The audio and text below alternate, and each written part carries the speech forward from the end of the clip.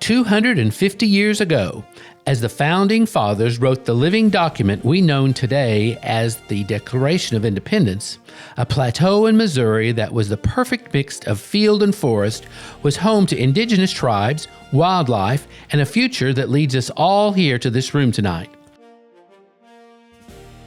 After independence, the United States expanded rapidly beyond the original colonies. The Louisiana Purchase in 1803 doubled the nation's size and made Missouri one of the most important gateways to the frontier. St. Louis, founded by Pierre Laclede, became the launching point for trade, river movement, and exploration into the vast interior of the continent. The Lewis and Clark expedition helped define that next chapter, following the Missouri River corridor and opening the region to settlement, migration, and commerce. As that westward push continued, the broader frontier world stretched into southwest Missouri.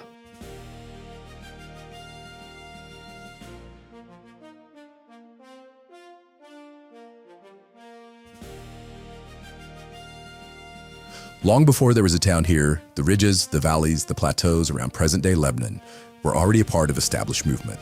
The Missouri, Osage, Wyoto, and other native peoples used this area as hunting grounds and travel corridor. The Ozarks offered rich game, dependable high ground, and natural routes through difficult terrain.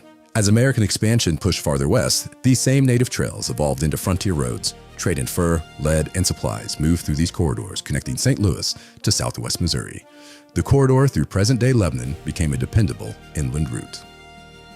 On February 24, 1849, Laclede County was officially formed. Carved from parts of Camden, Pulaski, Wright counties, the county was named in honor of Pierre Laclede, tying the new county directly back to the gateway city of St. Louis. The first name for the settlement was Wyoto, in honor of the tribes of the land. The original name reflected the deeper indigenous history of the immediate area. Soon after, the town was renamed Lebanon when it became the county seat at the request of a local minister who wanted to honor his hometown of Lebanon, Tennessee. That same year, Benjamin B. Harrison and James N. Appling donated 50 acres to establish the first permanent town site.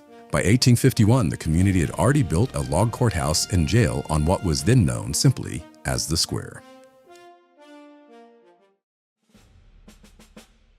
By the time of the Civil War, those same routes became nationally important. The hunting trails first used by native peoples had evolved into stagecoach routes, and later those same lines were reused to string telegraph wires and military movement. That is how the route earned the name Old Wire Road. Lebanon's location made it a strategic transportation and communication hub during the war.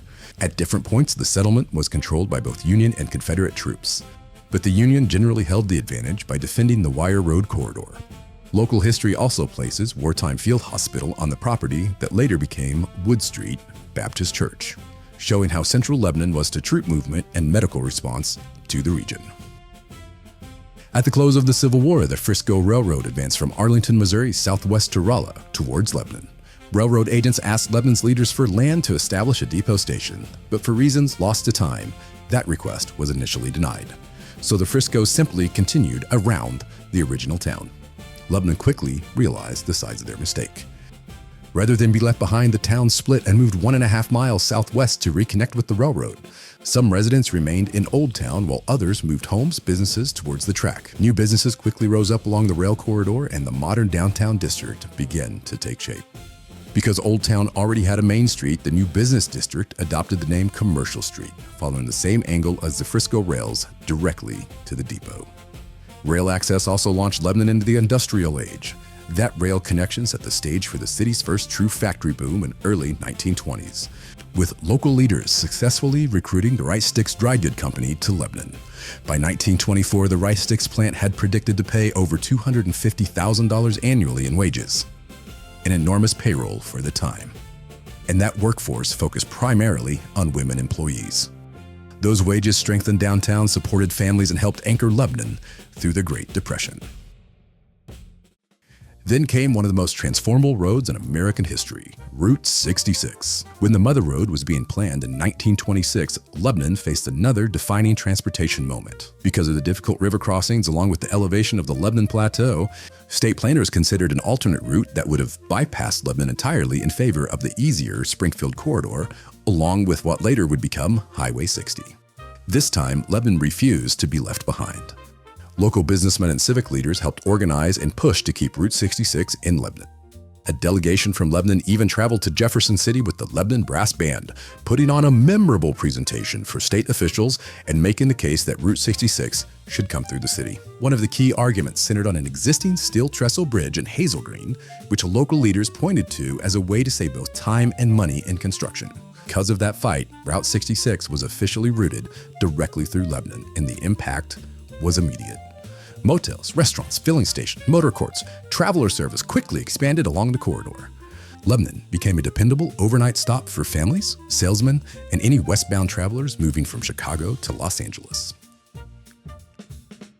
Lebanon's history isn't just built on railroads and Route 66. It was also shaped by leaders who rose to the national stage. Richard Silverdick Bland, who made his home in Lebanon, became one of the most influential voices in Congress during the late 1800s. Known nationwide for his fight for silver-backed currency, he was a serious contender for the Democratic presidential nomination, placing him among the most powerful political figures of his time.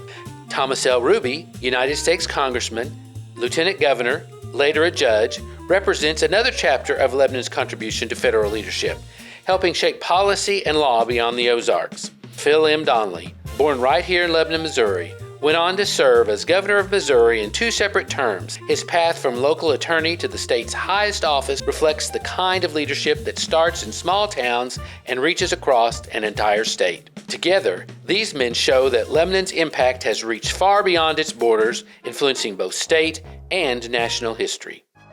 The modern era of Lebanon proves the same truth that shaped its earliest days. When the road changes, Lebanon grows with it. With the completion of Interstate 44 in the 1960s, that access helped modern industries scale far beyond the rice sticks era. Today, 25% of Lake County's labor force works in world-class manufacturing. Lebanon has grown from a railroad factory town into one of Missouri's strongest small city manufacturing economies. At the same time, the city built an educational pipeline designed for the future. Lebanon now creates direct pathways from classroom to career, while the new 3,500 square foot medical simulation lab stands as one of the clearest examples of modern collaboration, bringing together the city, schools, OTC, Mercy, Cox Health, Lake Regional, and Jordan Valley to train the next generation of healthcare workers and first responders right here at home.